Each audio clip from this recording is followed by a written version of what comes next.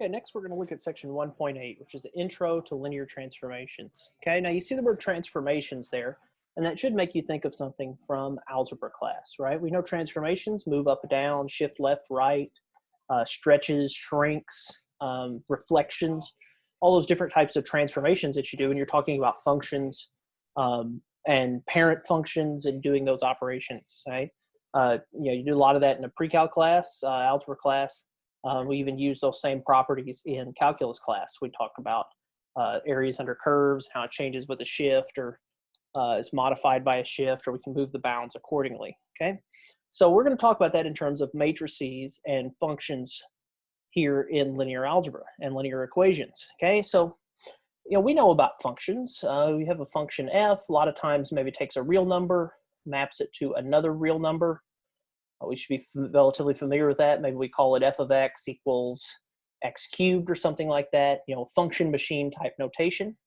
We talk about this starting point as being the domain and this output as the codomain, okay? We want to avoid saying range because range has a specific meaning where it restricts it to only the points that it goes to. If I say the codomain, then that actually can include bigger than just the range. So x cubed, for example, would cover all real numbers, so the codomain and range would be the same thing. But if I have another function g, call this function g, it goes from the real numbers to the real numbers, and g of x is just x squared, well, my outputs here are actually always positive. So this codomain here is actually bigger than the range. The range would just be the positive numbers, 0 to infinity. Okay, just the positive number 0 to infinity would be the range, where the codomain could be at least 0 to infinity, but it can be a larger set than that, okay? So we're going to apply that same idea to transformations involving matrices, okay? So if I have a matrix here, say my matrix is 2 rows and 4 columns, so it's 4, 2 in the first column, negative 3, 0 in the second column, 1, 5, and then we'll say negative 1, 1 in the fourth column. Okay, and I multiply this matrix by a vector, say 1, 1, negative 1, 1. I can do that operation, right? I go across the row and down the column. So 4 minus 3 is 1, minus 1 is going to be 0 now, and 1 times a negative 1 is a negative 1. So I get negative 1 for the first row. Second row then I have 2, 0, negative 5 and 2 makes negative 3. And then 1 and 1 is a positive 1, so I get negative 2, okay? So we can think of this matrix A as being a transformation. It's a function rule. Just like x squared, this function rule is that it gets multiplied on the left by this matrix, okay? So I'm going to call this transformation T, and my transformation T of x is equal to the matrix A times the vector x, okay? So in this case, my matrix A is 2 by 4, so my vector x has to be an element of R4 for this transformation, okay? Where my output, we'll say that's equal to a vector B, and we look at B here, B is actually in R2, okay? Now, we're not sure at this point if the range is all of R2, but we know that the codomain is R2, because any vector I get out over here on the right has to be an element of R2. And any vector I put in here on the left has to be an element of R4 because I have to have those matching dimensions going across and down in order to multiply. So my transformation T here goes between R4 and R2. Okay, so I can use that for any transformation, right?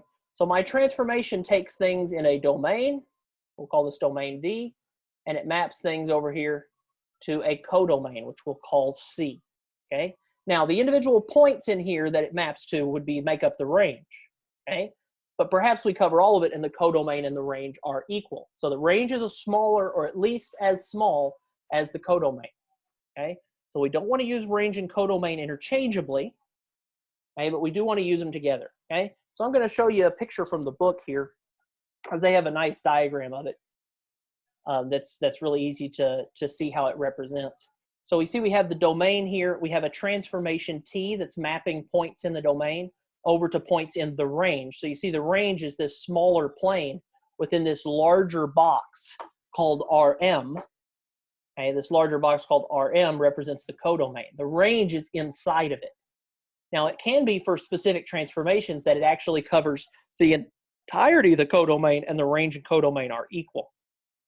But we are not guaranteed that by any stretch. Okay, so that's a nice visual to help you see the idea of the domain to the codomain. Okay. For us, though, we're talking about matrix transformations specifically. Okay, so matrix transformations.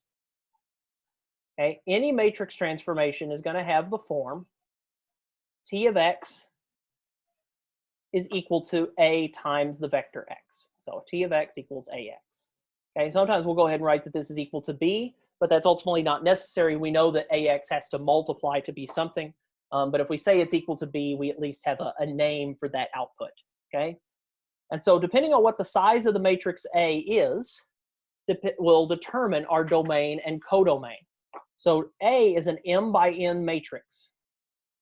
Okay, and when we multiply A times X, the matrix A, we go across its columns. So the input has to have as many entries, the X input has to have as many entries as the matrix A has columns. So X has the same number of entries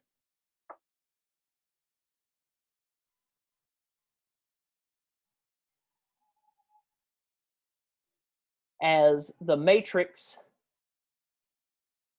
A has columns, because that's the only way the matrix multiplication will be defined. So X has to have the same number of entries as the matrix A has columns.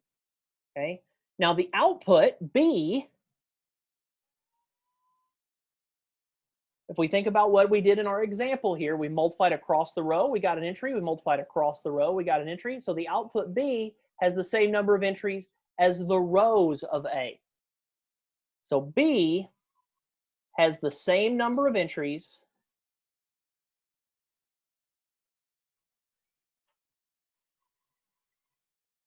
as the matrix A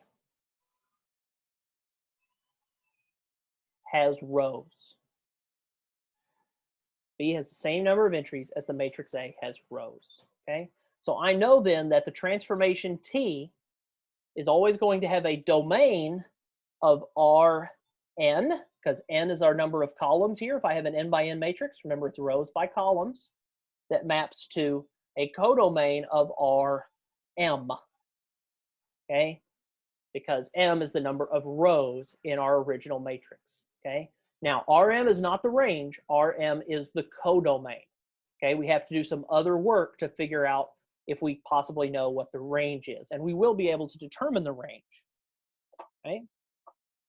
Now, most often when we're talking about a linear transformation, it's convenient to think of it as a homogeneous system. Okay, we talked about homogeneous systems last time. A homogeneous system is setting it equal to 0. Okay. So for example, if I take a input matrix here, so or not an input matrix, a transformation matrix, I'm sorry, let me get that right. Let's take a transformation matrix here. Matrix is going to be 1, -3, 3, 3, 5, 2 for the second row. And then the third row is going to be -1, 7, 5.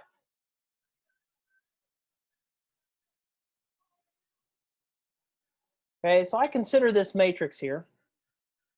I'm interested in solving this as a homogeneous system. Okay, so that's going to be equal to my 0 vector. Okay, homogeneous system. So if you look at this, this is actually AX equals 0. So I just said that my transformation T of X is equal to AX, which I'm setting equal to 0 here. Okay. So I'm setting that equal to 0. I'm trying to figure out what points in my domain X. So remember, T is a transformation. In this case, our matrix is 3 by 3. So it's going to go from R3 to R3. I'm trying to figure out what points in my domain X go to my codomain R3. Okay. So in this case, I'm looking at a specific point in my codomain, specifically the origin or the 0 vector. Okay. So if I take my matrix here, 1, -3, 3, 3, 5, 2, -1, 7, 5, okay? And I want to, I should have drawn that bar there. I want to make that a dashed bar, augment it with my 0 vector because I'm solving this matrix equation. We talked about how matrix equations are equivalent to the augmented matrix. And then I'm going to row reduce that matrix, okay? So use your favorite method for row reduction. Use calculator, most likely, would be your usual choice. Okay, and so when I row reduce that,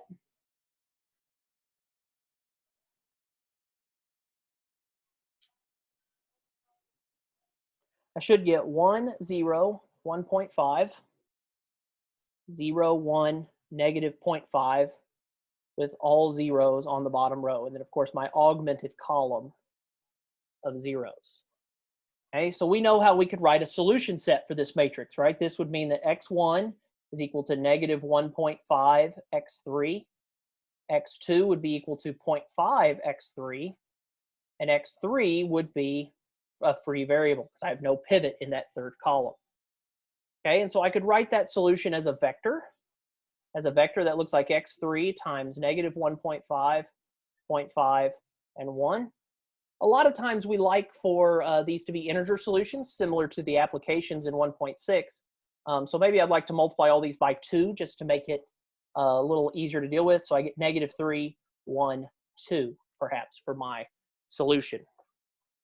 So what that means is I can take this vector and put it into my transformation. So I've got this -3, 1, 2 vector to go into my transformation. So if I go back to my original matrix, 1, -3, 3, 3, 5, 2, -1, 7, 5. And I multiply that by this matrix, this vector I just found, -3, 1, 2. Okay? I'll also show you some calculator techniques here. So again, if I go to my matrix menu, I can put in a 3 by 3 matrix. We'll do 1, -3, 3, 3, 5, 2, and -1, 7, 5. I'll quit. I'll go into a matrix B now, and I'll make this a 3 by 1 matrix, which I'll use my vector I just found, -3, 1, and 2. And then what I can do is I can multiply matrix A by matrix B. Okay, and as I look at this matrix here, I left off a negative sign from what I wanted. So my row reduction is going to be right if I make this a -5. That should be a -5 there in the original matrix. So we got -5 again times my matrix -3, 1, 2. Okay, so I'm going to go into my calculator here, like I said. We'll look at my 3 by 3. Looks like that. 3 by 1. Remember, you can always pause if you need to write down any of these things, right? And I'm going to multiply matrix A by matrix B. So I go into my main screen. I go to matrix. Okay, matrix A I choose from my list. Matrix B I choose from the list. I multiply and I get all zeros. I get the 0 vector. Okay, so we see that this equals the 0 vector here. Okay, now knowing what we know about linear systems, I also know that if I have x1 equals x2 equals x3, all 0, I have the trivial solution. We know that the trivial solution is always a solution. Okay, so I have multiple solutions here. Both 3, 1, 2 is a image, a pre-image. Okay, so that's another vocabulary term we're going to use here. The output of a transformation, a single output, is called the image. So the number that generates that output is the pre-image. Okay, so in this case, my input here is the pre-image. It's the thing that gives us the image. And my output 0 is the image. Okay, now you should know from algebra that if I have something that appears multiple times in the domain, right, I have two things that map to it. So think back to that diagram, that typical function diagram, right? I have two things that map to the same thing here in the codomain, and that thing in this case is going to be the 0 vector. Okay, so if I have two things that map to the 0 vector, that is going to be can't be a one-to-one function, right? So if I have a free variable, I know then that I don't have a one-to-one function. Okay, so free variables mean you don't have a one-to-one function. That means if I look back at my original matrix here, so look back at our original matrix, it row reduced to here, so I only have two linearly independent columns. Okay, so these two vectors are linearly independent. This third one is a linear combination of the first two. So that means that the span of the columns of A corresponds to the domain of the transformation. Okay, so we're going to write that down here.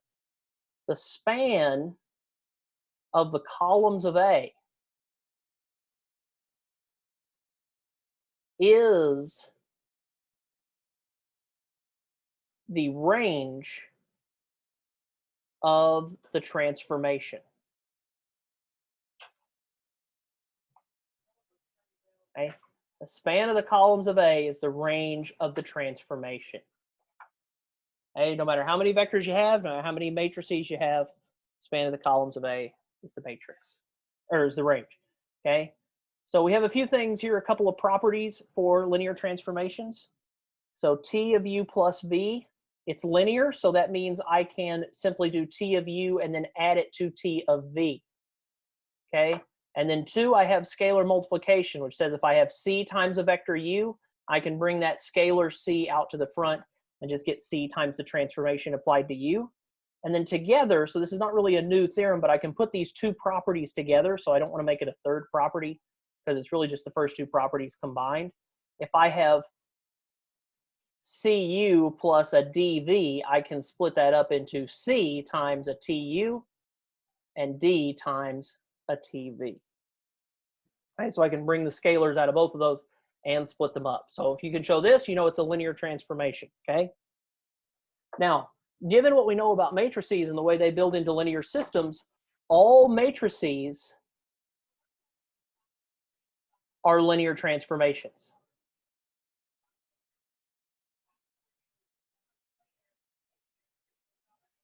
All matrices are linear transformations, okay? Of the form T of X, T being the transformation, is equal to A times the vector X, okay?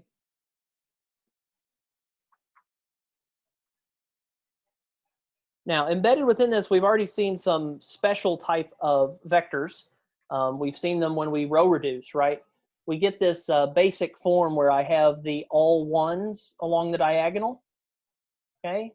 And so this would be for R3. This is a 3 by 3 matrix, but we could have the same shape for R2, or we could have the same shape for even R4, right? I have 4 ones along the diagonal with zeros elsewhere.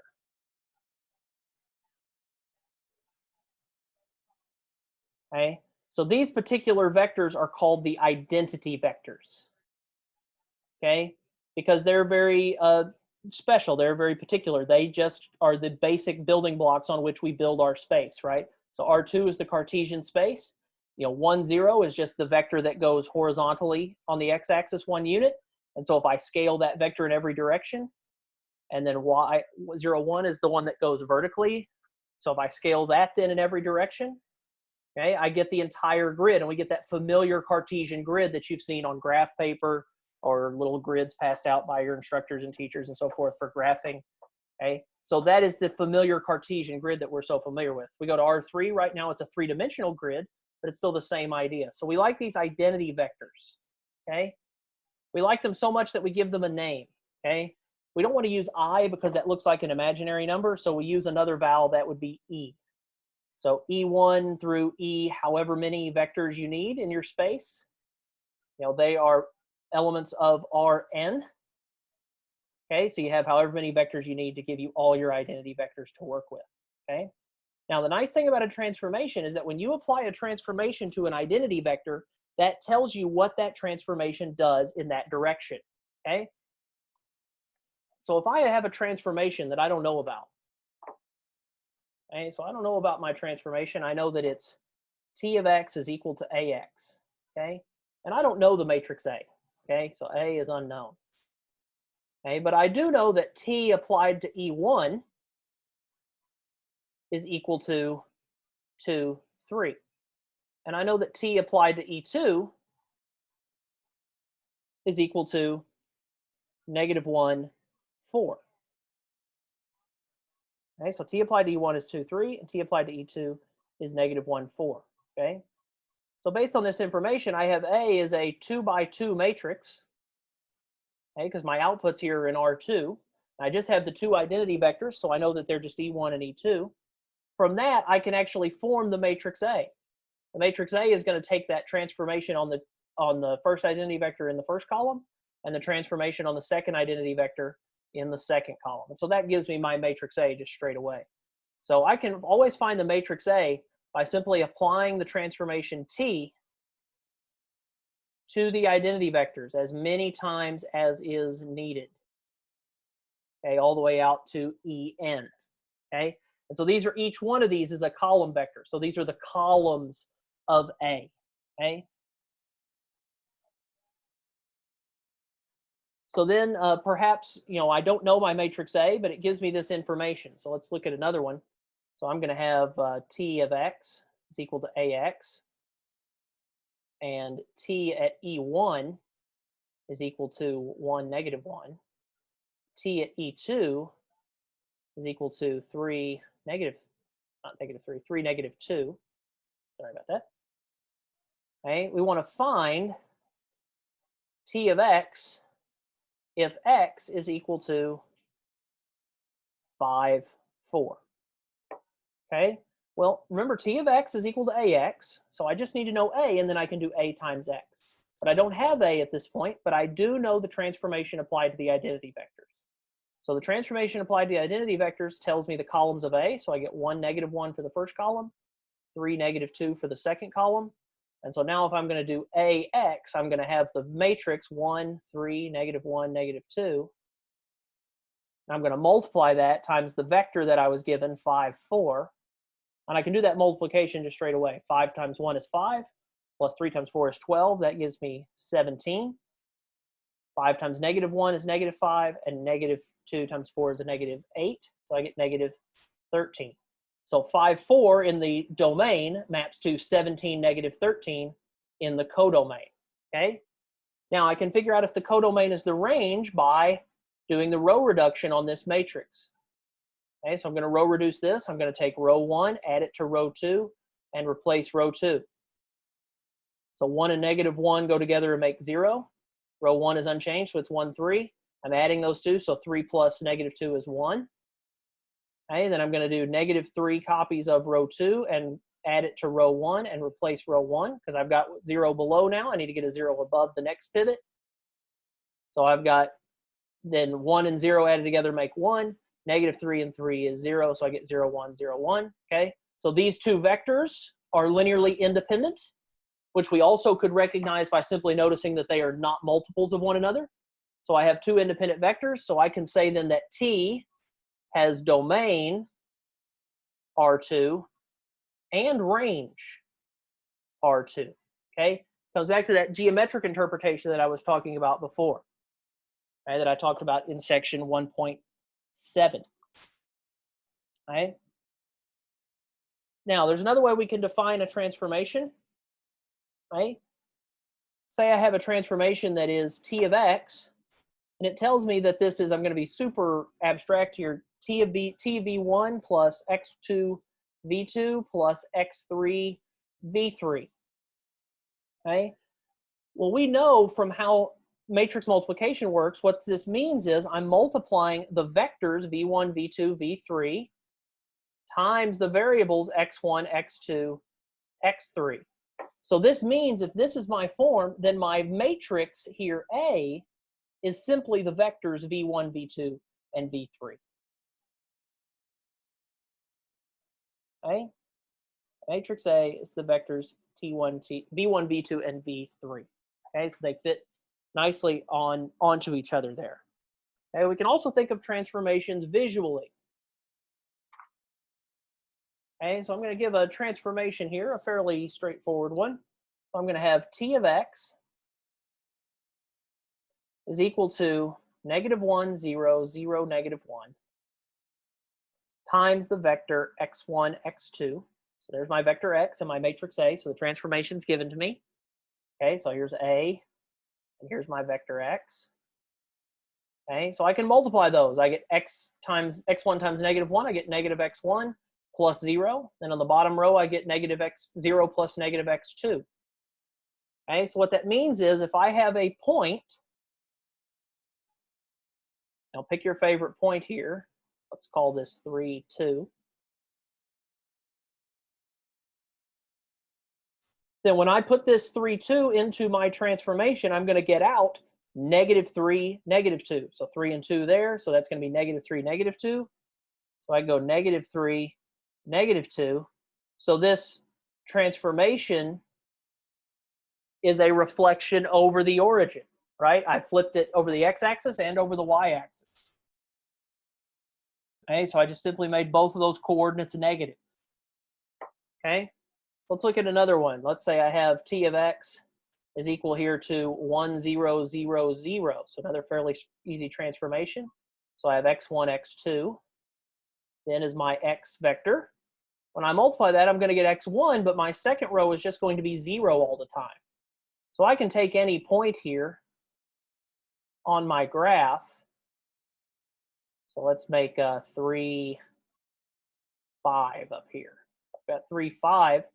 Notice that this keeps the x1 coordinate, the first coordinate x, but then it makes my y coordinate or my second coordinate 0. So it's going to send that point down here to 0, and that point's going to then be at 3, 0.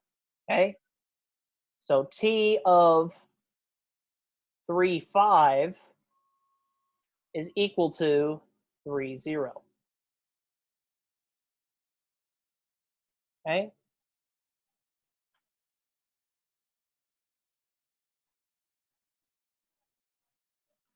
Other questions we might be asked is if a vector is in the range, okay? So is b equal to 1, -1, 0 in the range of t of x, where t of x equals ax and a equal to -2, 1, 0, 3, -1, -2, and then 1, 1, 1. Okay? So ultimately, I'm asking, is this vector in the range here? So is it in the span? Remember, the range corresponds to the span. And the way I find if a vector is in the span is I take the augmented matrix. So I take A, -2, 1, 0, 3, -1, -2, all ones. I augment that with 1, -1, 0, my B vector. So here's A augmented with B.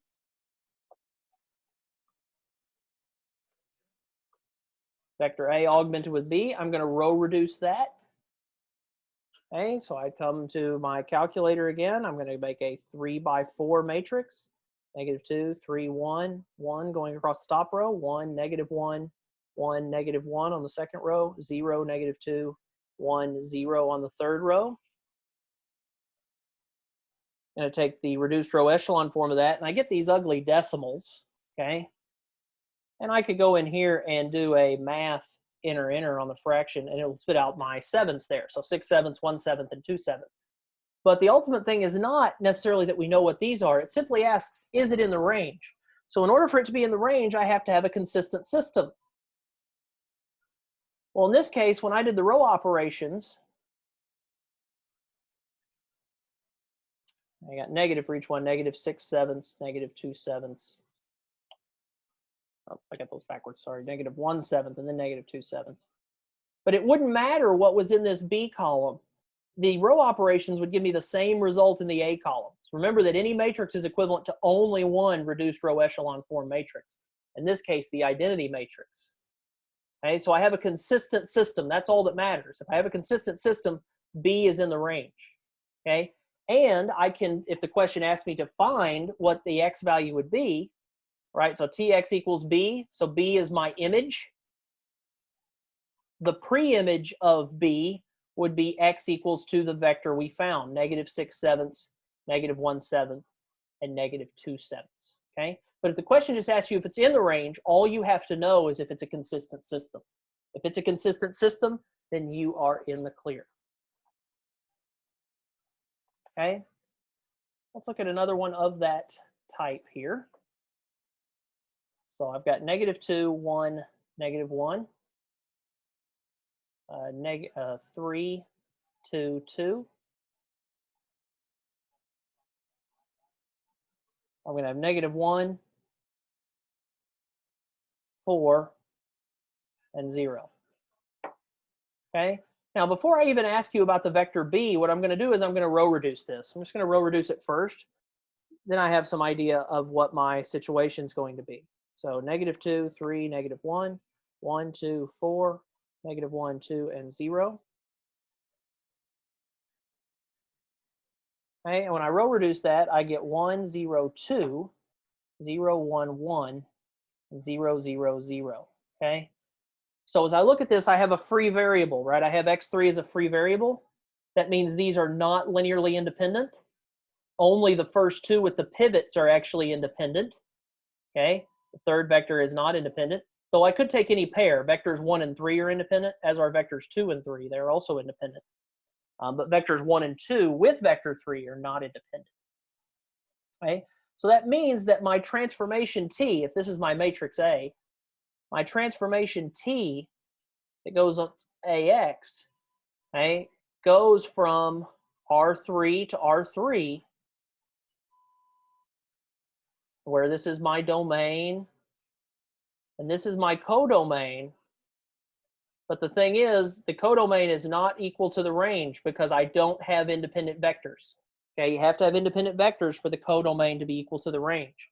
If I have a free variable, that means I have non-trivial solutions. And if I have non-trivial solutions, that means there's multiple vectors that map to the 0 vector in the codomain.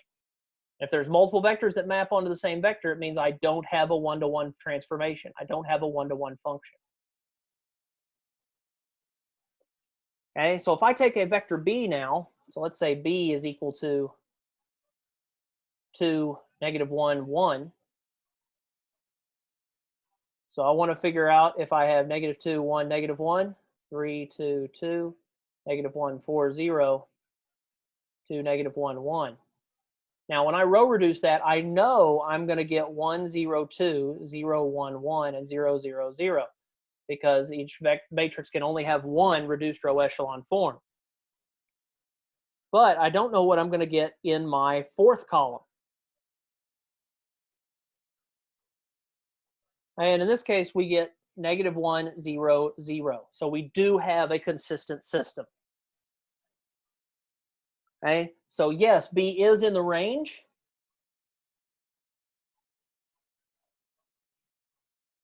Okay, B is in the range.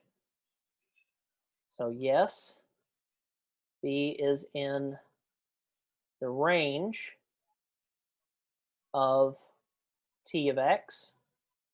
Okay, the range of T of X is equal to the span of the first two columns. So I'm going to call those columns A1 and A2. Okay, span of those two columns is the range. We know this B is in that span. Okay, so let's figure out what that vector would be, right? So I have T of X equals B. I know that that's a consistent system. We found that up here.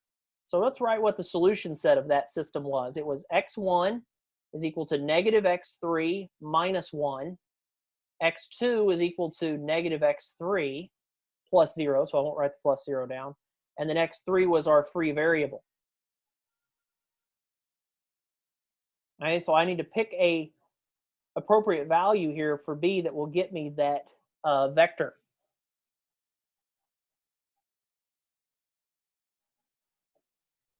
Okay, so I want to pick a value for x3 that's going to make that happen. So x3, remember, is a free variable, so I have some flexibility. Well, let's let x3 be 1. So if x3 is 1, that makes x2 -1, and that would make x1 -2 times 1 to be -2 minus 1 be -3. So if x3 is equal to 1, x2 is equal to -1, and x1 is equal to -3. So my vector that should work here is that if I do T of -3, -1, 1, I should get the vector B. So let's check that. So I'm going to come in here to my calculator. I'm going to go over to a 3x3 system. My 3x3 system here is going to be my vectors I started with, -2, 3, -1 on the top, 1, 2, 4 in the second row, -1, 2, 0 on the third row. Okay, and then in B, I'm going to put in my candidate vector here, right? X1 is -3, X2 is -1, and X3 is 1. And then I'm going to do A times B. And A times B gets me 2, -1, 1, which is exactly what I wanted, okay? But there are multiple vectors that will get you that.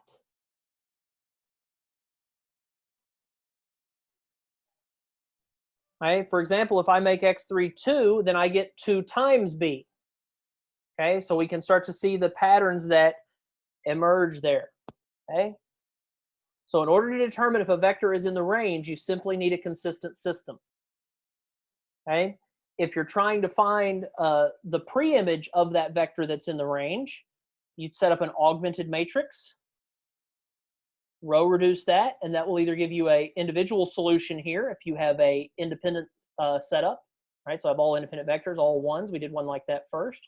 Or if I have a setup where I don't have all ones, I need to establish what the right choice for X3 is that will give me my output vector here. Again, writing the solution set in the same method we did in the previous sections, a 1.5, a 1.7.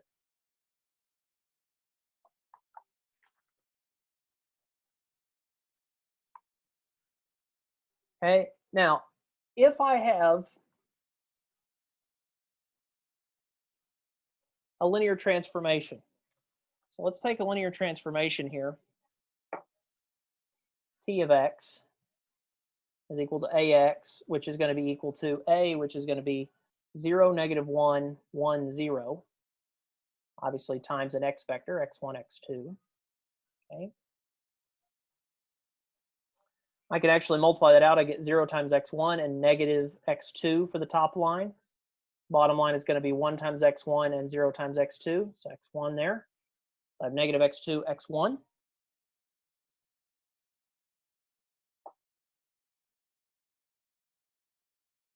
Okay, consider a couple of vectors applied to this transformation. Okay, so let's have a vector u. Vector u is going to be 3, -2. And then let's have a vector v. That vector v is going to be 1, -3. Okay. Well, I know t of u. T of u is going to be 2, 3. Again, because it switches the points but makes that bottom one negative. Okay, which is already negative, so flipped it to positive. So t of v then would be 3, 1. Okay, let's graph these. Let's get a picture of what these look like on a graph. So if I have u is 3, -2, so a point there. That's my vector u. Okay, my vector v is 1, -3. So here's my vector v. Okay, I could also find u plus v. So u plus v, remember to add vectors, we just add the components. So 3 plus 1 is 4, and -2 and -3, -5. So I get 4, -5. It's all the way out here. Okay, so you see this parallelogram that's formed between the origin, u, v, and u plus v. Okay, so the same thing is going to happen for the transformed vectors. So 2, 3, 3, 1, and then if I add them, t of u plus v, add the components, remember you get 5, 4. Notice that 5, 4 is exactly the transformation applied to u plus v, switching them around, making the top one negative. So I get 5, 4. So I have my t of u vector, my t of v vector, and then my u plus v vector. And again, I get this parallelogram shape. So you see my transformation changed the picture of my parallelogram to another parallelogram in a different quadrant, just in a different place. Okay, so that transformation takes this shape. Any point that's inside here is going to map to a point that's inside the upper parallelogram in this case. Okay, and that would be the case for any pair of vectors you pick for t of u and t of v, because it's a linear transformation. It has to maintain that relationship. Okay, that should give you a good start to look at the questions in 1.8. Okay, a couple things to remember. So it goes from Rn to Rm. Okay, it goes from columns to rows. Look back at the beginning of our notes where we talked about that. Rn to Rm, that's an important thing to notice, the domain and codomain. Remember that the range is equal to the span of the columns of the matrix A. So we use the same characteristics, those same linear combinations and homogeneous systems to determine the behavior of our transformation. Okay, so use that to your advantage. That's something you've done already in the previous section, so you can apply it again here in 1.8. Okay. I'd be happy to help you out. Again, email me if you have any questions. Be in touch. Use the help features in the My Math Lab homework. I'm happy to facilitate that for you. All right, I'll see you for section 1.9 in our next video, where again, we'll talk a little bit more about transformations. Okay, we've done quite a bit to this point. 1.9 just reinforces that, and then we will be at the end of chapter 1. Things start to maybe get a little less repetitive. There is a 1.10 in your textbook, but we do not look at that section in our class. When we start to really flesh out matrices and talk a lot about matrices in chapter 2. Okay, so again, let me know if you have any questions. Happy to help, and I'll see you for the next video.